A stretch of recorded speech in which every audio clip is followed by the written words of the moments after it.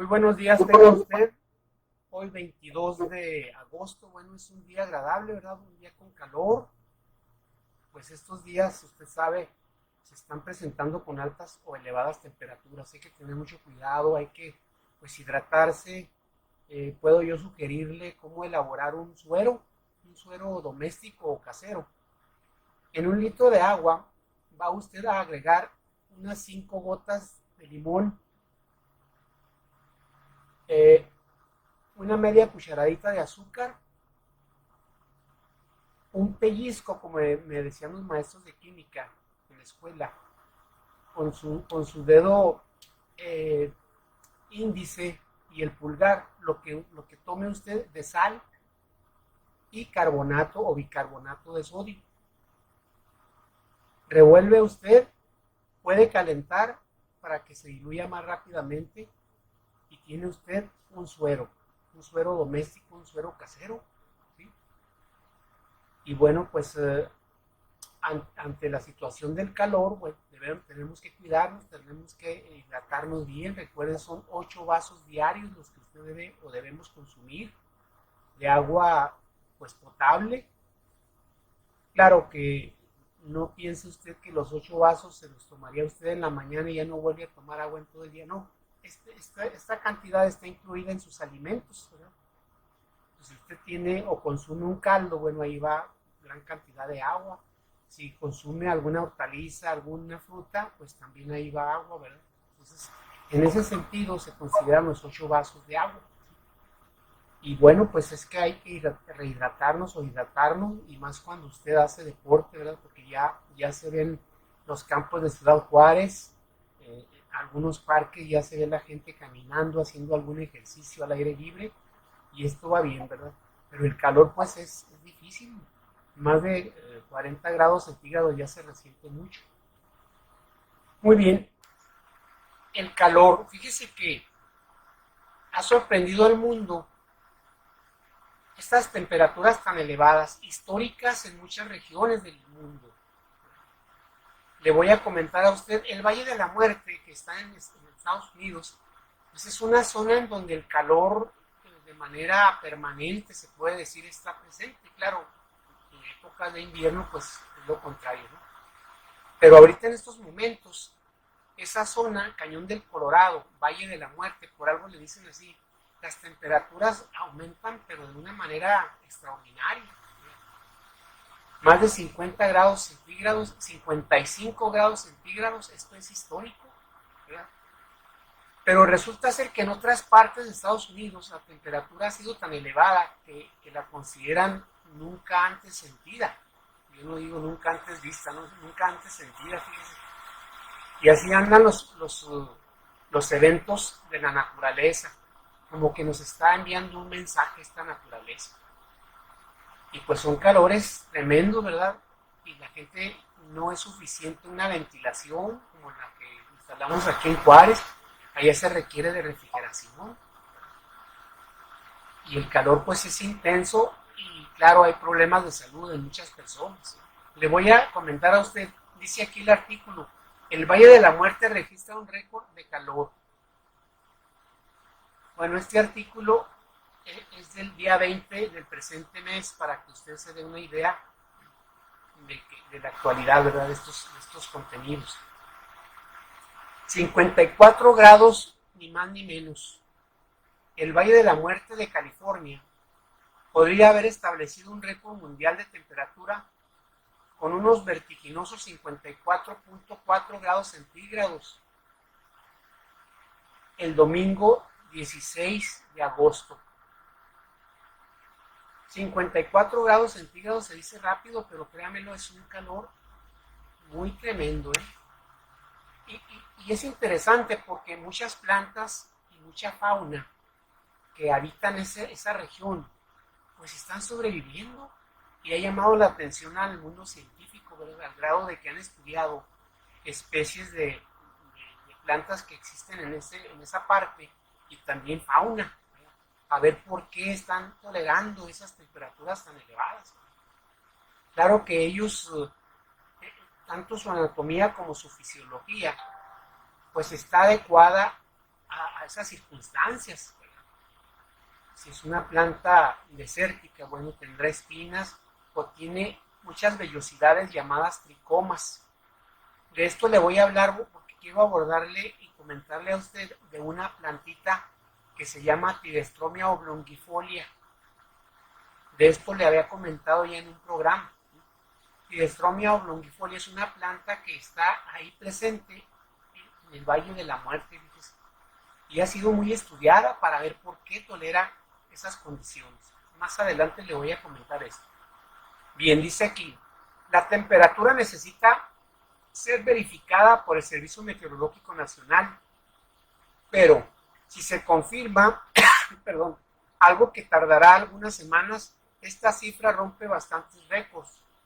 La temperatura más alta registrada en el Valle de la Muerte en 100 años, la temperatura más caliente registrada en agosto en esa zona, fue en esa época, hace 100 años, fíjese.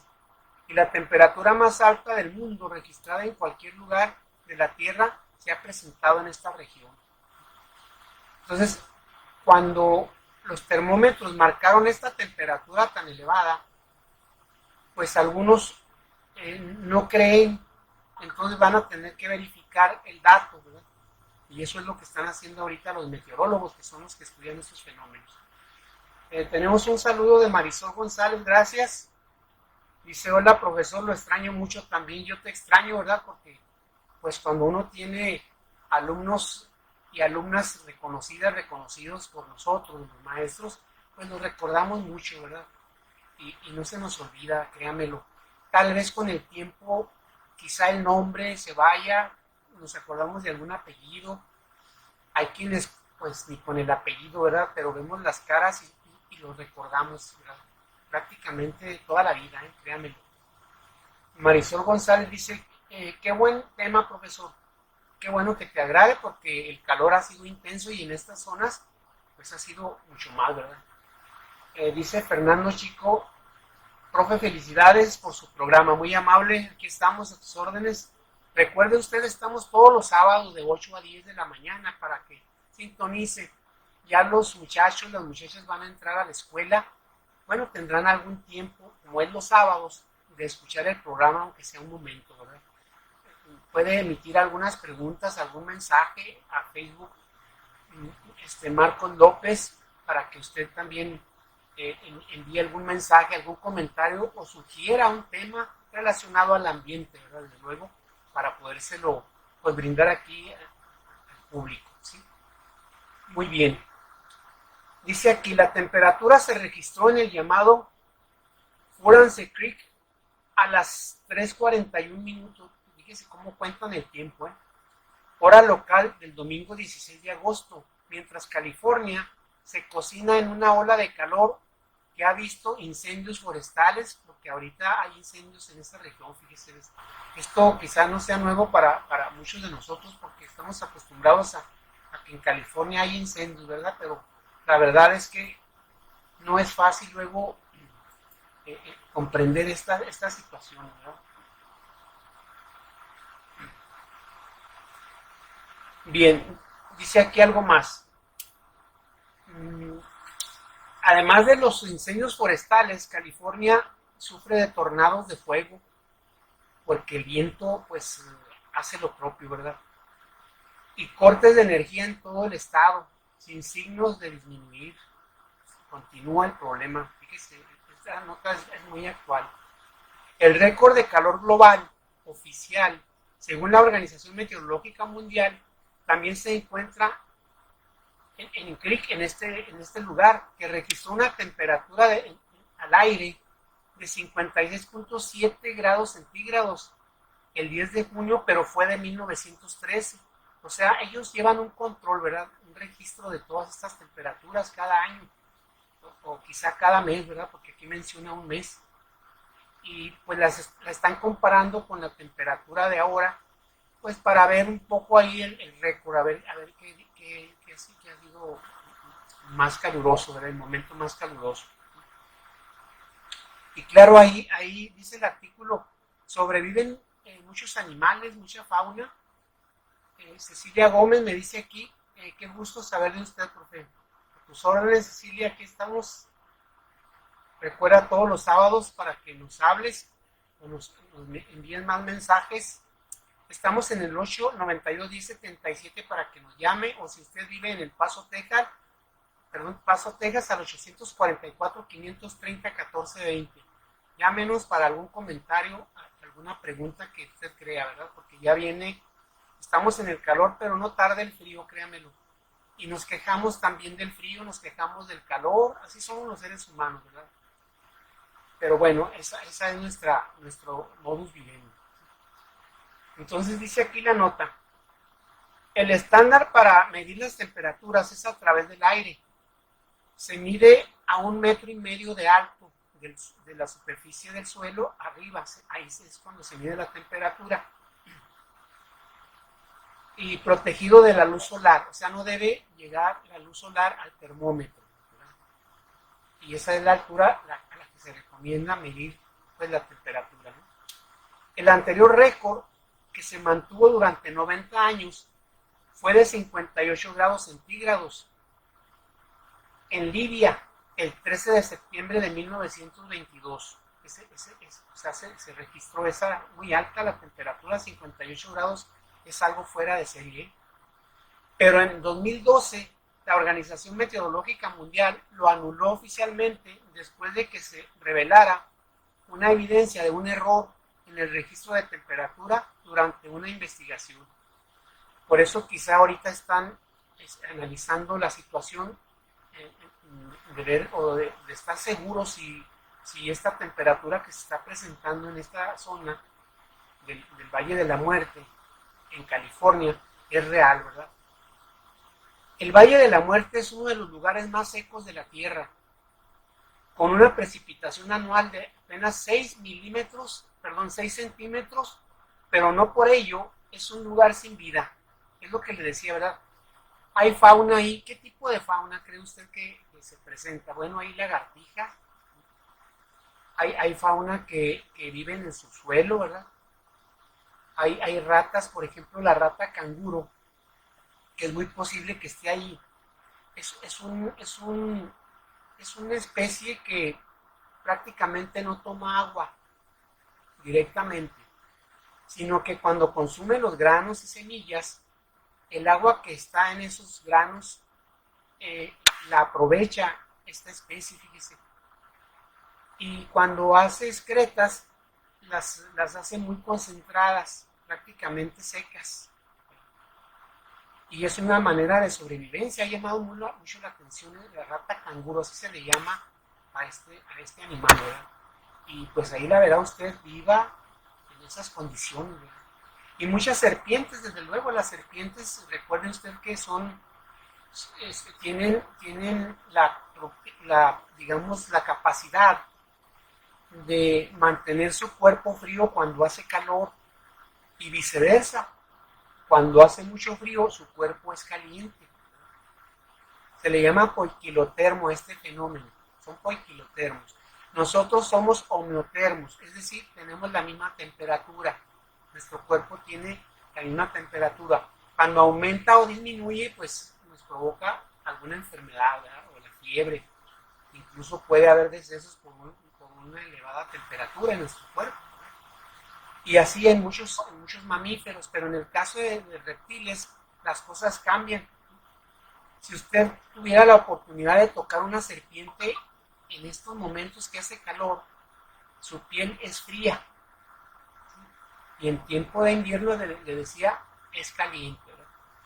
Y con esa capacidad que tienen de ser poiquilotermos, pues sobreviven, ¿verdad?, a condiciones extremas, se puede decir, ¿verdad? Dice aquí algo más. Aunque resulte chocante, es el hogar del pez más raro del mundo, el pez cachorrito de agujero del diablo, así le llaman a esta especie, tiene el nombre científico, uno de los animales más aislados de la Tierra. Y así como hay otras especies cuando la precipitación de un momento a otro se presenta, ¿verdad? Hay una característica importante. De pronto usted verá en los desiertos flores Y a esas plantas les llamamos efímeras, porque se desarrollan muy rápido, generan semillas muy rápido y ya se quedan latentes quizá las semillas hasta un año o más. A esas flores o plantas se les llama efímeras y se presentan después de una lluvia con escasos milímetros anuales. Entonces, en un momento dado usted se puede sorprender cuando transita por una zona de estas condiciones, de observar florecillas, ¿verdad? O plantas que están desarrollándose. Bueno, esas son las efímeras. Aquí dice una nota que acabo de extraer ayer. Piden declaratoria de emergencia en Chihuahua por sequía. Pues está tremenda, ¿verdad? El calor, usted lo ha sentido, lo hemos sentido. Y bueno, aquí se está pidiendo que se declare zona de emergencia. Habría que ver si se va realmente a proceder en ese sentido, ¿verdad? Debido a la emergente sequía en la entidad, el gobierno estatal pidió la declaratoria de emergencia luego de que todas las actividades primarias sufren estragos ante la falta de lluvia. A través de un comunicado se solicitó a la directora general de la Comisión Nacional del Agua corrobore la ocurrencia de sequía en 52 de los 67 municipios del estado de Chihuahua para poder acceder a los recursos del Fondo de Desastres Naturales, o FONDEN, por sus siglas, y evitar daños catastróficos a la agricultura y ganadería de la entidad. El informe indica que 52 de los 67 municipios de la entidad han presentado condiciones de sequía severa. ¿Cómo ve usted eso? Durante el periodo de enero a julio de este año, la precipitación registrada en el estado es de, escuche usted, 165 milímetros. Pues, la precipitación anual de Ciudad Juárez, la media, es de unos 300 milímetros. Claro, a veces es más y de pronto nos cae un torrencial, ¿verdad? Pero en términos de promedio son 300 milímetros. Bueno, ahorita, escuche de nuevo, 165 milímetros de precipitación. Pues sí, es algo serio, ¿no? Dice, y el mes de junio se registró solo 19,5 milímetros de lluvia, siendo el mes más bajo en precipitaciones en los últimos 6 años. Y durante la primera quincena de agosto hay una ausencia total de lluvias. Pues hasta el momento, ¿verdad? No hemos tenido lluvias como antaño, ¿verdad? Aunado a la falta de lluvias, se tiene un almacenamiento bajo en las presas de Chihuahua, lo que amenaza el siguiente ciclo agrícola. Imagínense usted, falta de agua, pues los productores del campo difícilmente van a llevar a cabo la cosecha, ¿no? En Chihuahua se tiene una superficie sembrada anual de 1.035.726 hectáreas. De ellas, 587.818 son de riego y 448 son de temporal. Es decir, esas 448.000, corrijo, 448.000 hectáreas, pues han de estar prácticamente sin cultivarse, o si ya se cultivó, están secas las plantas. Es tremendo eso. La falta de lluvias y la limitada cantidad de agua en las presas afectará la producción de forrajes para el ganado, importante complemento alimentario para estas cabezas de carne, y también para el ganado lechero en la entidad. Bueno, es una nota que quise comentársela a usted porque realmente pues es de llamarnos la atención, ¿verdad? Porque en ocasiones se oyen noticias de otras partes del mundo, ¿verdad? Lejos de aquí, pero luego no se da uno cuenta que tenemos aquí mismo en el estado problemas de esa índole. Luego me dicen los alumnos, oiga, ¿por qué nos habla usted de África, que el polvo del Sahara, y por qué no nos habla de aquí de México? Claro, también tenemos problemas así, muy semejantes a otros países.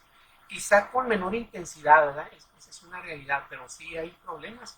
Ahorita se está presentando esta sequía, pero en la historia, si usted lee un poco de historia, se da cuenta que nuestros aborígenes sufrieron sequías extremas. Incluso hay historiadores que piensan que la retirada de los mayas fue por ese motivo, porque hubo una sequía de mucho tiempo y tuvieron que replegarse hacia el sur y pues se quedaron las ciudades mayas y otras zonas vamos a llamarle de Mesoamérica, pues sin personas, sin gente, fíjese.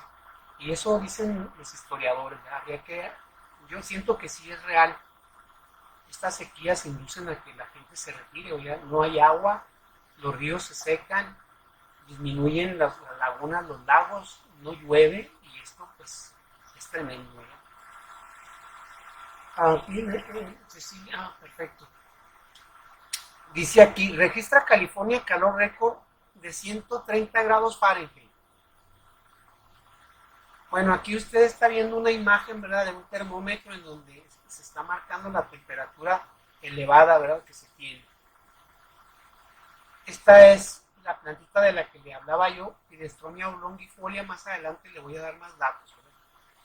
Entonces, se cruza todo el conocimiento, ¿verdad?, cuando hay un suceso como este del calor, porque habla uno de la fauna que está ahí tolerando, habla uno de la flora y cómo es posible que esté sobreviviendo ahí, ¿verdad?, esas especies, ¿verdad? Es algo muy interesante dentro de la naturaleza. Dice aquí, el Parque Nacional este parque se encuentra allá en esa parte de California, y ahí es donde se ha presentado esta temperatura elevada, entre otras partes, ¿verdad? Un termómetro automático registró una temperatura, escuche usted, 54.4 grados centígrados, o sea, 130 grados Fahrenheit, en el parque, allá en California. Esto se presentó el domingo. Lo que debe confirmarse porque sería una de las temperaturas más altas jamás registradas en nuestro planeta. Escuche eso, tremendo, ¿eh? La cifra se registró a las 3:40 en Creek, cerca del centro de visitantes del parque. Indicó un boletín del Servicio Nacional de Meteorología que advirtió que la lectura es preliminar y no es oficial. O sea, lo que le decía hace un momento, van a confirmarlo. Lo más probable es que sí sea real esto, ¿eh? De verificarse, sería la temperatura más alta vista oficialmente desde el 13 de julio de 1913, también en el mismo parque. Debido a que se trata de un fenómeno extremo, el registro deberá ser sometido a una revisión formal, se añadió. Pues se juega un poco con los números, ¿verdad? Pero la gente que vive en esa parte, sin duda alguna, no duda de esas temperaturas. Está sufriendo bastante.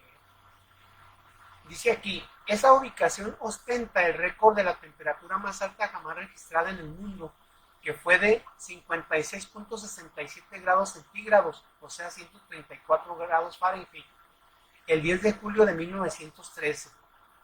Ese récord, sin embargo, está en disputa. Todavía hay, digamos, controversia, ¿verdad?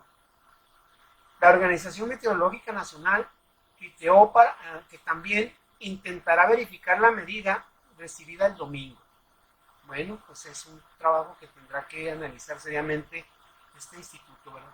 Será la temperatura más alta jamás registrada oficialmente desde 1931, aseveró en referencia a la temperatura de 55 grados centígrados que se presentó en Túnez. Aquí especifican un lugar, en Kebili, Túnez, el 7 de julio de 1931, aunque ese número también está en disputa. Bueno, todos los meteorólogos marcarán estas discusiones, ¿verdad?, estas controversias, pero lo real es que se han presentado muy elevadas temperaturas. En el parque, una zona desértica en el sudeste de California, dice aquí, abarca otras localidades, pero en esta zona, que es más baja, o es una de las más bajas de Norteamérica, estando solamente a 85.9 metros o 282 pies bajo el nivel del mar. O sea que está, imagínense, todavía profunda. Entonces, difícilmente se podrá negar que las temperaturas han sido muy elevadas ahí en esa región. En el verano, el calor es tan peligroso que las autoridades instruyen a los turistas a beber por lo menos un galón de agua por día, llevar recipientes de agua adicionales en sus vehículos, mantenerse cerca de sus vehículos y estar pendientes por si sientes náuseas o mareos u otros síntomas de insolación o deshidratación. Bueno, eso es lo que le quería yo comentar de este artículo, que me pareció pues relevante, porque es difícil, ¿verdad?, creer que estas temperaturas se presenten en una región de este mundo. Muy bien, vamos a ver aquí.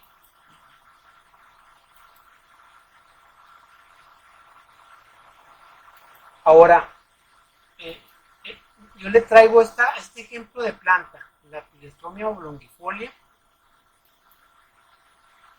para que pues de alguna manera tomemos un conocimiento de lo que hace la naturaleza, ¿verdad?, respecto a cómo puede una plantita subsistir o sobrevivir. Aquí traigo, bueno, aquí está una imagen, no se ve muy clara, pero acá tenemos otra. Pilestromia oblongifolia es una planta pequeña, no es una planta, no es un, ¿qué le digo? Prácticamente no es un arbusto, ¿verdad? Es una hierba, por darle una idea del aspecto físico. Y en estas partes es donde se encuentra, donde se ubica. Vea usted, estamos hablando del sur de los Estados Unidos, Arizona, ¿verdad?, Nuevo México. En el sur de Estados Unidos, toda esa parte que usted observa en verde claro es en donde se encuentra esta planta, ¿verdad? No hablan de que pueda existir en México, pero no estaría mal analizar esa planta. No lo dudo que ya los investigadores incluso la hayan trasladado a esta región, ¿verdad? Pero no sé, yo no encontré un dato, ¿verdad? Quise buscarlo. Pero ahí se encuentra en esa parte sur de los Estados Unidos, norte de México. Estas son las florecillas de esta planta, ¿verdad? Son pequeñas, tanto el tallo como los pétalos, las hojas principalmente, llevan unas vellosidades, se llaman tricomas, y esas vellosidades o pelillos pues las protegen de las inclemencias del tiempo, ¿verdad?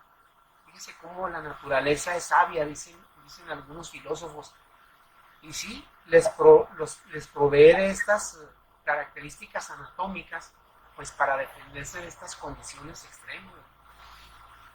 Entonces, cuando usted observe esas vellosidades o tricomas, es el nombre técnico, es por eso, para defensa de las inclemencias del tiempo.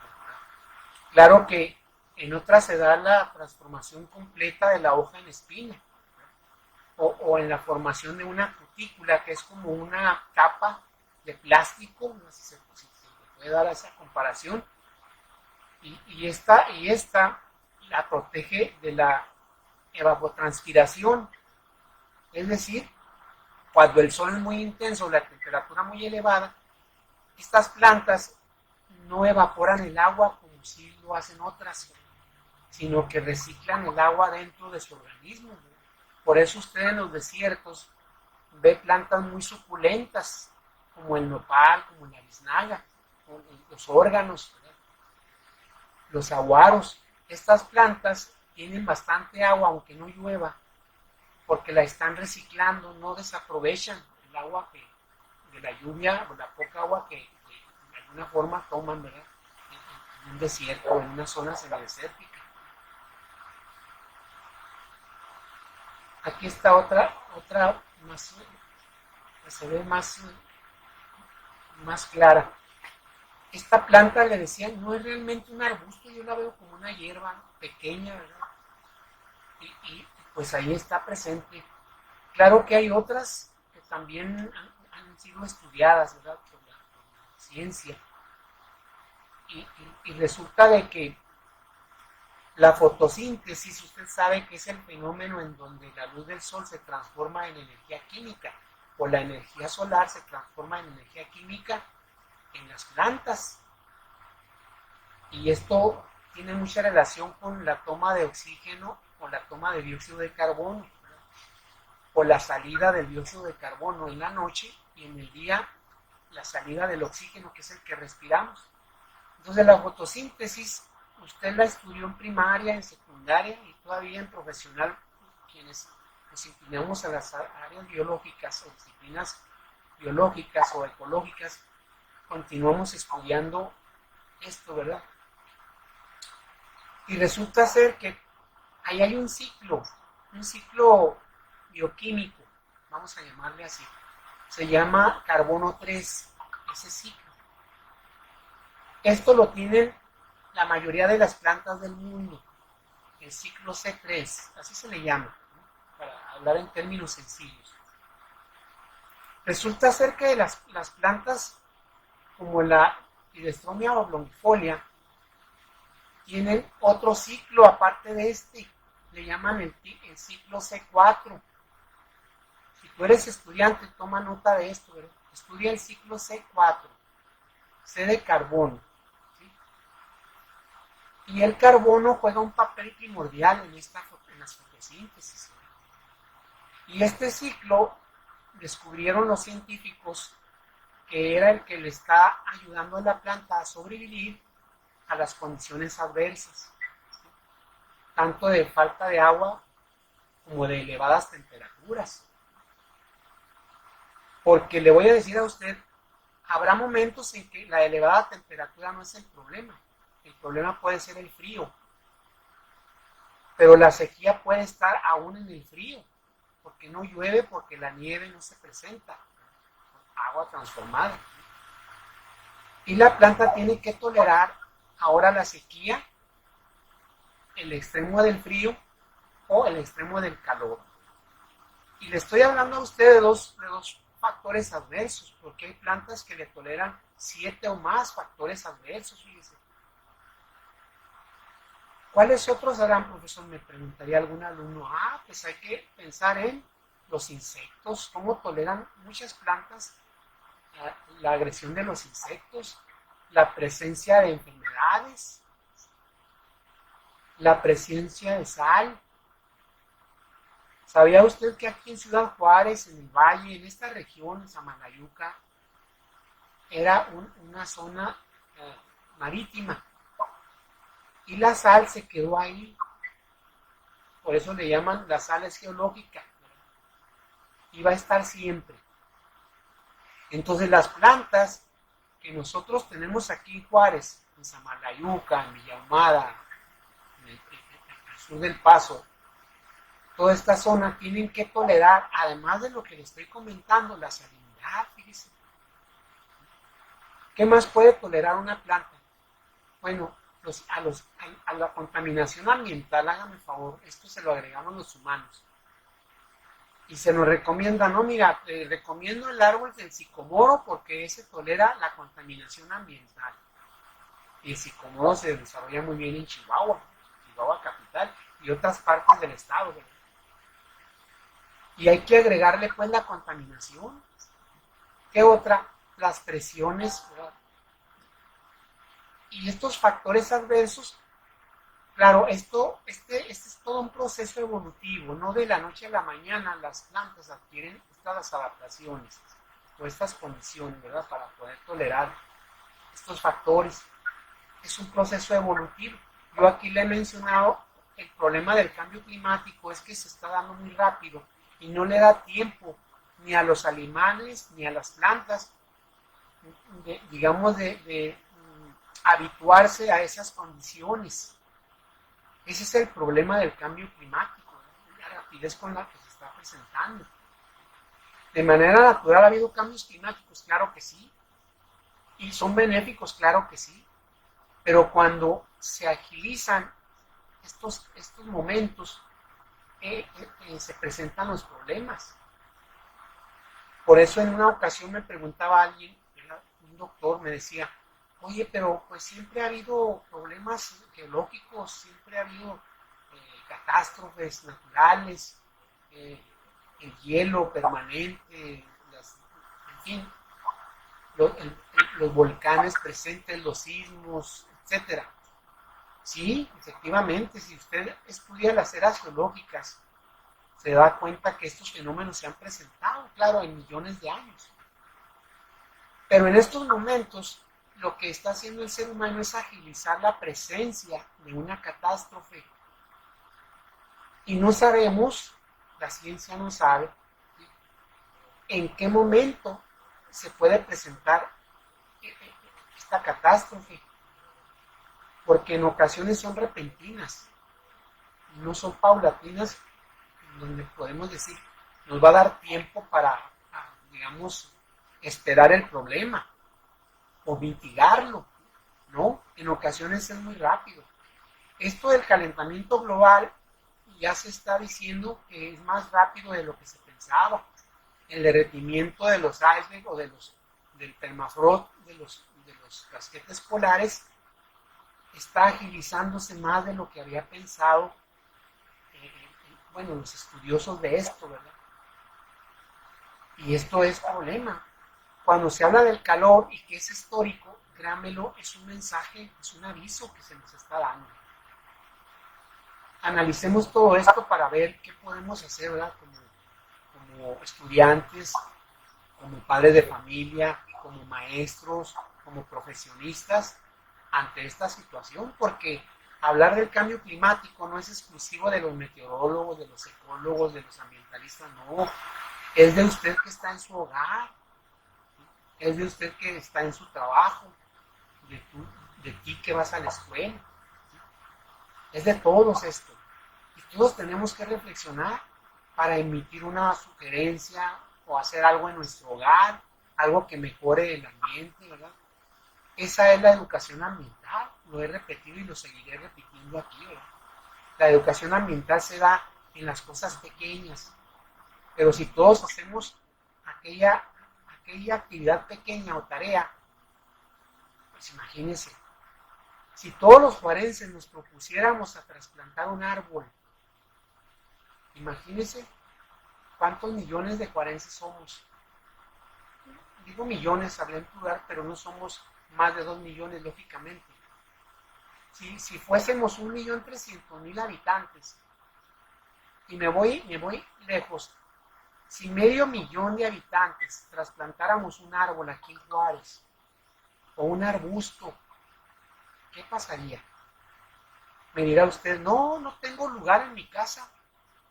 En la banqueta, sea usted observador, camine, o cuando camine o transite las avenidas de Ciudad Juárez, observe las banquetas, observe los camellones, ¿sí?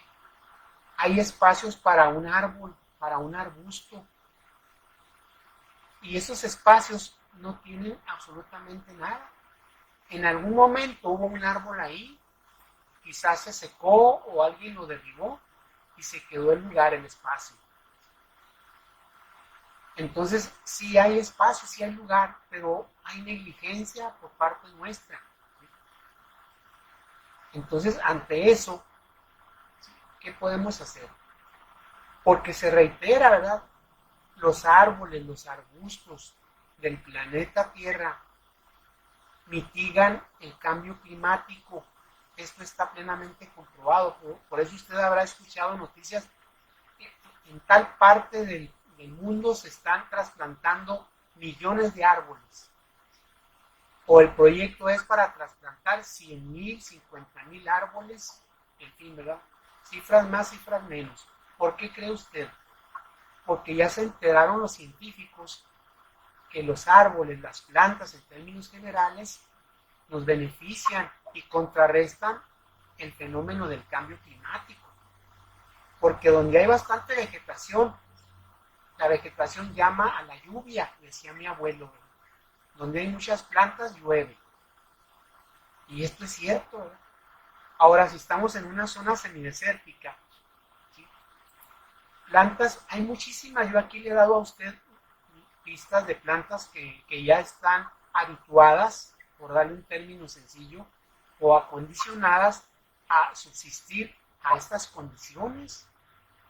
Y recuerde esos factores adversos, ¿verdad? Esas plantas a las que a veces les hacemos, pues no sé en qué término utilizar, no las aceptamos por cualquier detalle. Bueno, si esa planta ya está condicionada, está aclimatada aquí, ¿por qué buscar otra que requiere más agua? Analice usted eso cuando vaya a adquirir una planta, ¿verdad? Un árbol. Pregunte, por favor. Oye, esta planta, esta es una acacia. ¿Tolera cuáles? Claro que sí, le va a contestar el que le vende la planta. La acacia. Este es un moro. ¿Cómo ve? No, pues requiere de bastante agua. Entonces yo no adquiero el moro. Esta es una yuca. ¿Cómo ve usted? Adelante, la yuca tolera muchas condiciones, entre ellas la sequía, ¿verdad? El calor, el frío, etcétera. Entonces, todas estas plantas ya están acondicionadas, ya tienen su fisiología y su anatomía preparadas para estas condiciones. Adquiéranlas y trasplanten una planta, un árbol. Y esto nos iría muy bien para todos los parenses. Resulta ser que nos damos cuenta de noticias en donde en lugar de trasplantar árboles o de plantar árboles, se están derribando, ¿verdad? Por alguna condición, algún proyecto que se hizo, sin mostrarnos como le llaman los estudiosos del ambiente, un proyecto en donde se indique digamos, el impacto ambiental que tendría ese trabajo. No se nos dice, porque no hay el estudio. No creo que lo estén escondiendo, ¿verdad? Si no está el estudio hecho y se procede a hacer aquella construcción o aquel proyecto, bueno, esto no va bien para el ambiente o la ecología de la región. Los forenses necesitamos que nos digan, mira, a este proyecto, este es el estudio de impacto ambiental, vamos a cuidar pues las plantas que están ahí, las especies, ¿verdad? Vamos a cuidar el agua que vamos a utilizar para la construcción, etcétera. Y esos estudios pues nos vendrían bien a todos los forenses, ¿verdad? O a todos los ciudadanos. Pero si no se presenta este trabajo, ¿verdad? O este análisis, pues siento que no va bien para los forenses, ¿verdad? Hablando de plantas y de árboles, ¿verdad? Entonces, aquí está más cerca la figura, más bien una fotografía de Tilestomia oblongifolia. Observe usted las vellosidades o tricomas que están en prácticamente todas las hojas o las hojitas de esta plantita.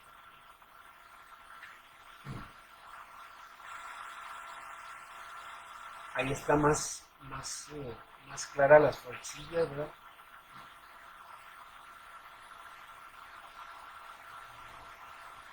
Bueno, aquí está un esquema de esta planta, ¿verdad?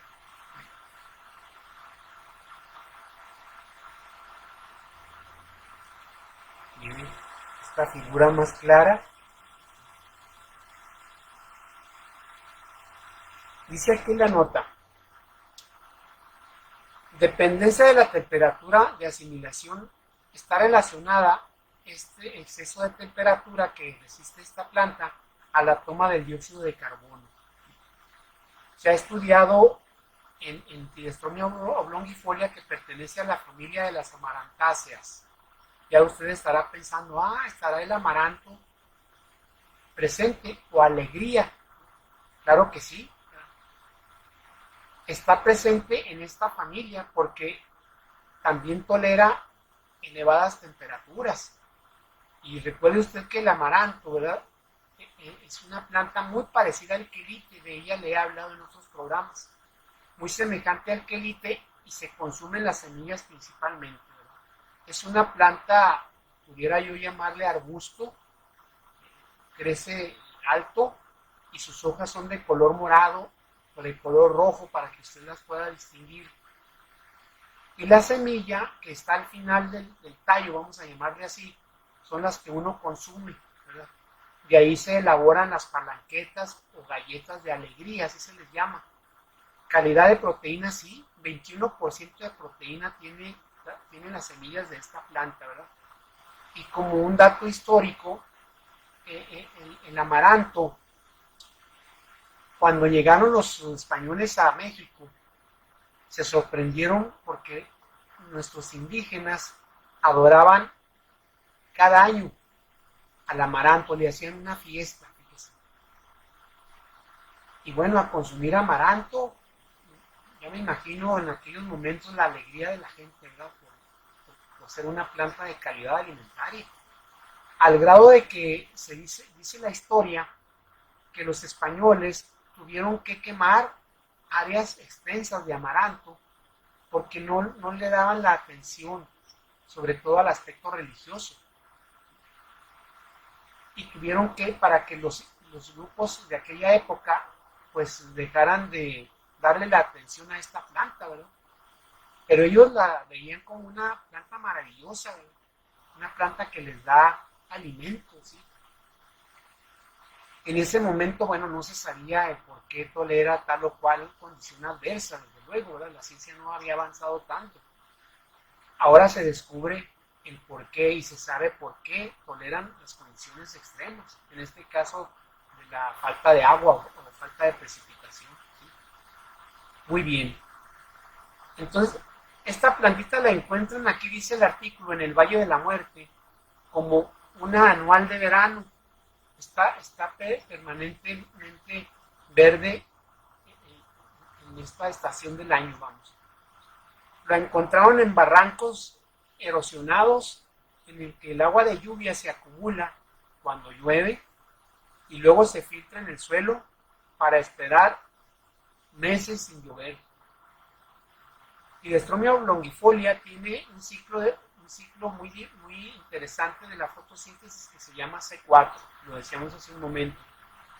Después de varias heladas, la fotosíntesis disminuye y luego se recupera lentamente, pero no alcanza los valores como durante el verano, claro, ¿verdad? Porque ahí está presente pues, el calor y la planta se desarrolla mejor, realiza en gran medida su fotosíntesis.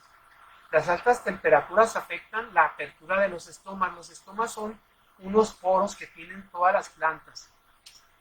Esos poros les ayudan para lo que conocemos como evapotranspiración. Es decir, a través de ellos entran y salen gases, incluyendo vapor de agua. Y esos poros los observa usted, claro, con una buena lupa o con un buen microscopio, en las hojas o en los tallos. Claro, los poros permanecen abiertos cuando el calor es extremo, porque la planta tiene que digamos, estar transpirando de manera frecuente. En el caso de estas plantas semidesérticas o desérticas, se pueden cerrar los estomas para impedir o evitar el exceso de evapotranspiración, fíjese. Y ahí consiste el misterio, ¿verdad? Entonces son plantas muy diferentes pues a las que usted y yo conocemos. Tienen características de esa índole, ¿sí? Dice aquí algo más. Las plantas C4 tienen un óptimo de temperatura de fotosíntesis más alto que las plantas C3. Ahí vienen una serie de sustancias químicas. Las temperaturas más altas que las plantas superiores alcanzan pueden ser hasta los 46 grados centígrados, pero resulta de que Hydrostromia longifolia tolera de 48 a más de 50 grados centígrados. ¿Cómo ve usted? Una pregunta muy sencilla que pudiera uno, digamos, hacerse. ¿Cuál es la temperatura ideal para que produzca bien un árbol, se desarrolle bien una planta? 26 grados centígrados. Esa es una temperatura ideal. Claro, en esto de de la temperatura o de las plantas no es algo generalizado, vamos, ¿sí? Pero la mayoría se desarrollan muy bien a 26 grados centígrados. Y esto va bien para quienes tienen, digamos, plantas en los invernaderos, porque en tiempo de calor extremo, como es el caso en estos momentos, el invernadero puede controlar la temperatura. Y en tiempo de frío igual, de tal manera que si permanece la temperatura a 26 grados, pues las plantas producen y se desarrollan bastante bien. Estos son detalles importantes. Pues en el caso de esta planta, Lepidestromia, tolera de 50 a más grados centígrados. Por eso la relacionan mucho con la temperatura que está ahorita viviendo el planeta. Humedad. La fotosíntesis neta disminuye con el cierre de los estomas, inducido por la baja humedad.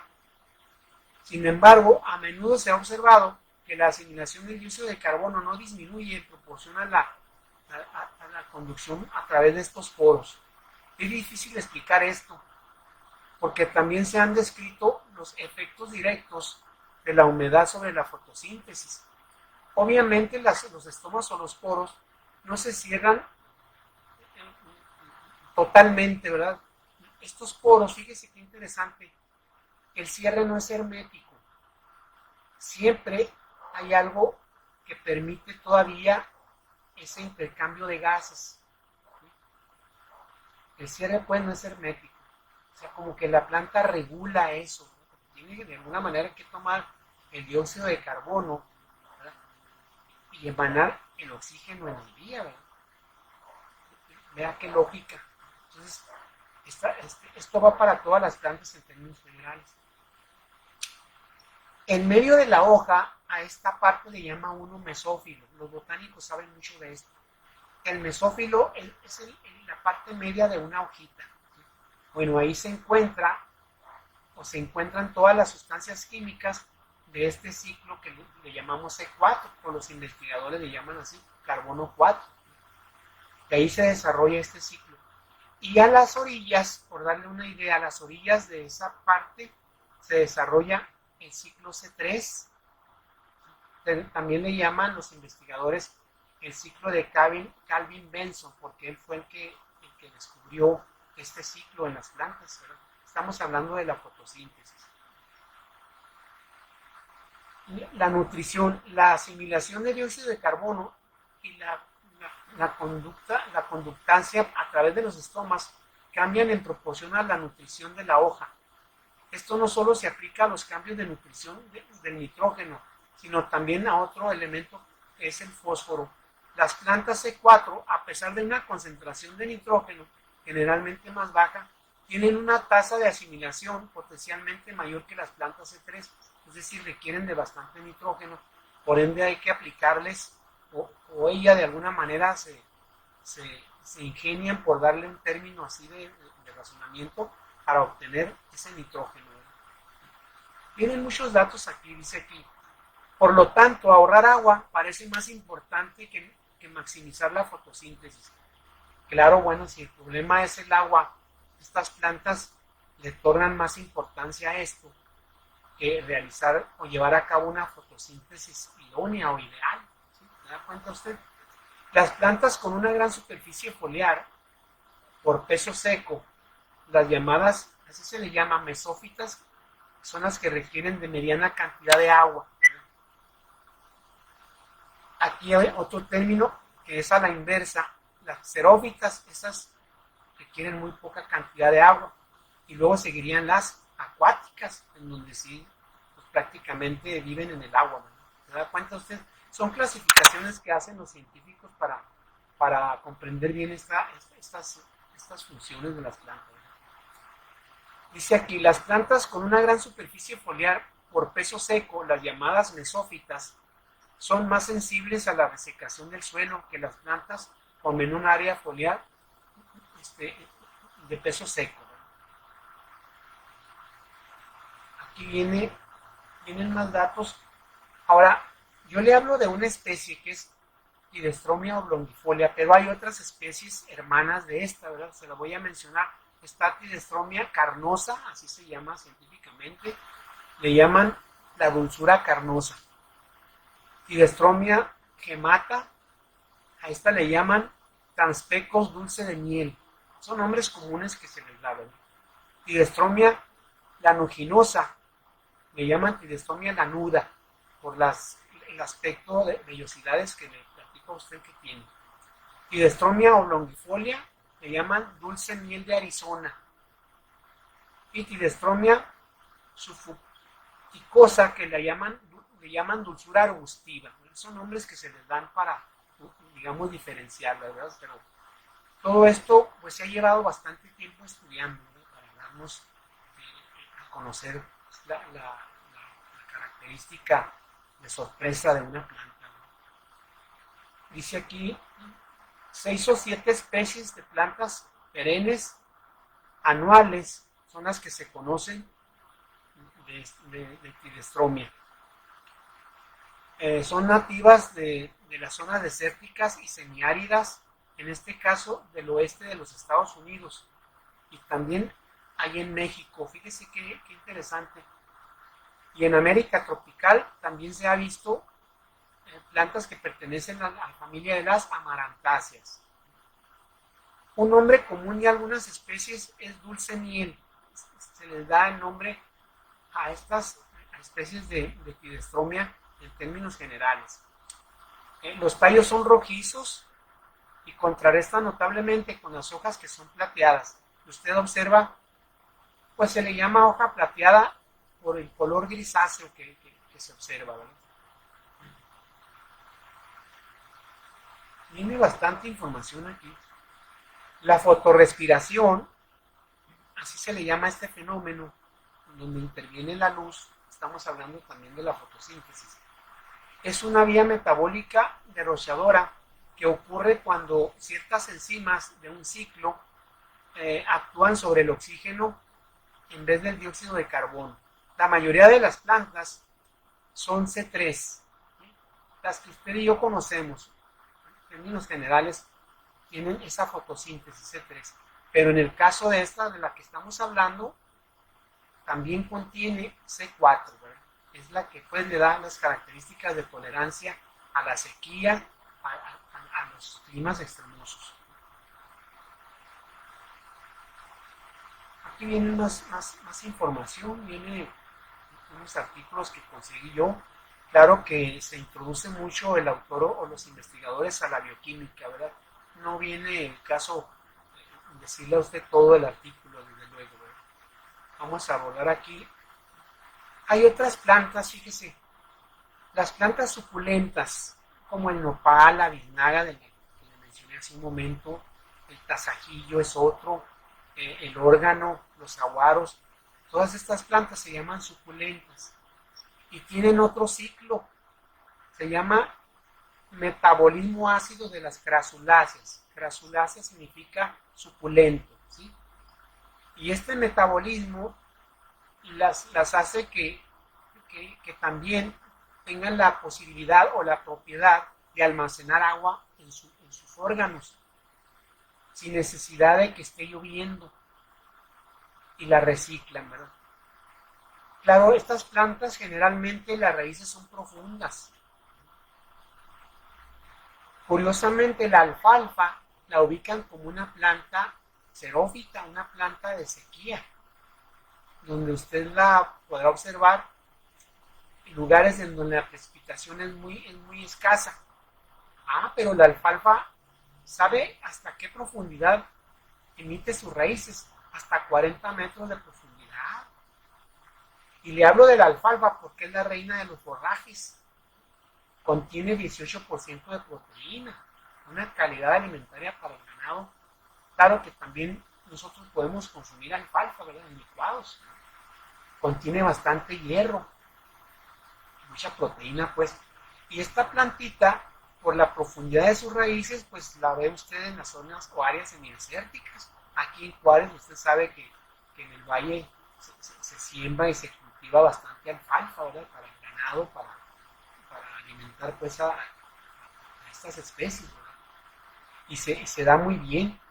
Entonces, son detalles que luego llaman la atención porque uno espera que una planta, por estar en una zona seca, obligadamente debe llevar espinas, y no, ¿verdad? No es el caso de la alfalfa.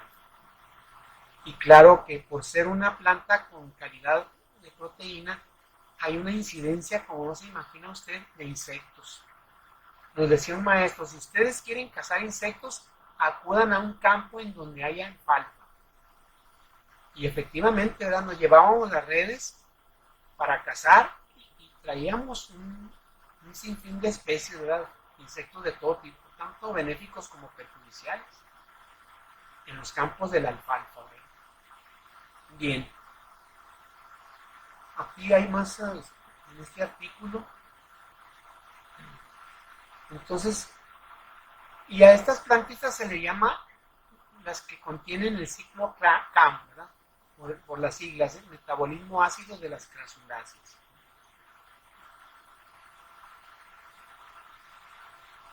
Ejemplos de plantas, yo le estoy hablando de Tilestromia, ¿verdad? Pero voy a decirle otros ejemplos que los científicos han ubicado ya. Las plantas C3, las que usted y yo conocemos, ¿verdad? Los árboles, en su mayoría, ¿verdad? Son ciclo C3, fotosíntesis normal. Las C4 y las CAM. Aquí viene, por ejemplo, C3, usted conoce y se dan aquí muy bien en el valle, el trigo, la cebada, la papa, el frijol, el arroz y el tomate, por darle unos ejemplos. Todas estas plantitas tienen ciclo C3. Le repito, la fotosíntesis es normal. ¿Sí? Estas plantas lógicamente no toleran condiciones tan adversas como la Tilestromia. Aquí hay ciclos, cumplen su ciclo biológico, le llaman técnicamente fenología, que es el desarrollo desde que es una semilla hasta que da el fruto, hasta que produce, se le llama fenología a ese desarrollo, y terminan ahí. Claro que la cebada, el trigo toleran frío, usted sabe de eso, y le adjudican al azúcar esa tolerancia al frío. Son estudios que se han hecho. Pero la papa, el frijol, bueno, no puede hablarse de que toleran el frío, y también tienen problemas con la salinidad, en el caso del frijol, ¿verdad? Y el arroz, bueno, el arroz, usted sabe que hay países en donde se produce grandes toneladas de arroz, ¿verdad? Para darle alimento al mundo. Y esto está muy distribuido en todo el orbe, ¿verdad? El tomate, bueno, es una planta que se da bien en los invernaderos, no se diga, ¿verdad? Es un excelente ejemplar para los invernaderos porque se controla el clima, ¿verdad? Bueno, todas estas son C3 o carbono 3. En C4, además de Tilestromia longifolia, escuche usted, está el maíz. Y el maíz que ese que usted y yo consumimos como tortilla, como atole, como, en fin. El sorgo, tanto el sorgo escobedo como el sorgo para grano, son plantas C4. ¿Se da cuenta usted? Se hermanan con Tilestromia longifolia. La caña de azúcar, sí, esa que usted ve en los ingenios azucareros, o a veces la adquirimos en Navidad para los calientitos, ¿verdad? La caña de azúcar, esa S4. Y estas plantas ameritan nuestro reconocimiento por estas características de tolerancia a la sequía, altas o bajas temperaturas, ¿verdad? Además de estos factores. Ahora, las que se ubican como CAM, o metabolismo ácido de las crasuláceas, ¿cuáles son? Ya le di a usted algunos ejemplos, ¿verdad? Como el nopal, la biznaga. Aquí viene la piña, y en general todos los cactus, o cactus, también se puede pronunciar de esa manera, ¿sí? La piña, fíjese, es planta suculenta, claro, y pertenece a esta clasificación de las plantas CAM. Entran otras. Aquí las ubica el autor, las orquídeas. Se dice que la orquídea es una de las flores más bellas del mundo. Puede ser que sea cierto, ¿verdad? Algunos dicen que no, dicen que es la dalia. Pero bueno, en esto de las flores, pues es difícil considerar algún gusto en especial, ¿verdad? Pero la orquídea es una bella flor. Bueno, aquí la ubican la flor como planta cam, ¿verdad? Esta otra viene aquí estos nombres no muy comunes, no muy conocidos. Está el palo santo, es otra especie. Aquí viene el nombre científico. La papa la ubican como suculenta, fíjese. ¿Qué le parece? Es de la familia de las solanáceas, igual que el tomate, pero aquí en especial la están ubicando como cam, mientras que el tomate está como C3, ¿no? Su nombre, ustedes lo saben, Solanum tuberosum, ¿no? Son solanáceas. Y pues estas plantas, bueno, en el caso de la papa, es nutritiva, sí, tiene bastante almidón. No se recomienda como frita. Algunos estudiosos han determinado esto, ¿verdad? Pero la papa cocida sí, y si es con cáscara mejor, ¿verdad? Porque la cáscara es la que contiene proteína. Por eso hoy en día nos sirven la papa con la cáscara para que usted pues no desprecie eso, al contrario, consuma papa con cáscara, ¿verdad? Y claro, estamos hablando de un tallo, un tubérculo, ¿verdad? No es una raíz la papa, es un tubérculo. Y por ende, al estar en el suelo, enterrada, pues requiere de una higiene o de un lavado pues, con más conciencia, ¿verdad? Que otras plantas. Lávela usted siempre que la adquiera, porque va a consumir la cáscara, ¿no? Y también, bueno, el almidón que le va a proporcionar y sobre todo bastante agua, ¿verdad? Es suculenta, sin duda alguna. Vienen otras plantas aquí. La magnolia es otra, no puede faltar. En el caso de la caña de azúcar la consideran C4. Esta pues se da bastante bien en las áreas tropicales, ¿verdad? Y de ahí pues consumimos el azúcar de mesa o sacarosa. Recuerde que la sacarosa es una combinación de dos azúcares. Entonces, la sacarosa es el azúcar de mesa, la que consumimos, y se recomienda mejor el azúcar morena, más que el azúcar fina. Cuando usted tenga la posibilidad de escoger o seleccionar una de estas dos, seleccione por favor azúcar morena. ¿Sí? Tiene impurezas, pero se recomienda más para el consumo, porque el azúcar refinada, pues le adjudican en gran parte el problema de la diabetes, ¿verdad? El azúcar refinada. La de los pasteles, pues. Pero el azúcar morena, es así, usted la puede consumir, obviamente, de manera controlada, por si se ofrece. Aquí está, pues, el ejemplo típico de la caña de azúcar como planta C4, ¿verdad? Y pues tolerante a condiciones difíciles o adversas del ambiente. Hasta pronto, nos vemos el próximo sábado.